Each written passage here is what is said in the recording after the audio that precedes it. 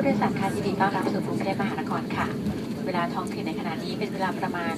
6:50 นาทีเพื่อความปลอดภัยของท่านกรุณานั่งประจำที่และรัดเข็มขัดนิรภัยจนกว่าสัญญาณไฟแจ้งเตือนให้รัดเข็มขัดจะดับลงค่ะโปรดใช้ความระมัดระวังในการเปิดเครื่องของเหนือศีรษะเนื่องจากสิ่งของภายในอาจพลัดตกลงมาได้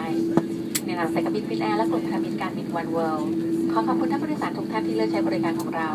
และหวังเป็นอย่างยิ่งว่าจะได้มีโอกาสต้อนรับท่านอีกในการเดินทางครั้งต่อไปของท่านสำหรับวันนี้ขอขอบคุณและสวัสดีค่ะ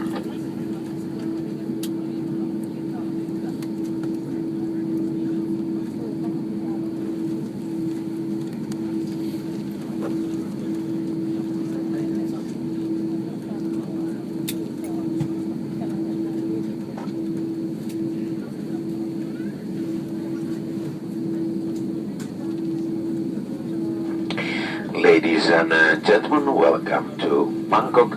Please remain seated as long as the seatbelt sign is on and the plane is completely stopped. We hope that you have enjoyed this flight with us tonight. Thank you, goodbye, and have a nice day. Hyvät matkustajat, tervetuloa Bangkokiin. Pyydämme teitä vielä istumaan paikoillanne turvavyöt kiinnitettyinä,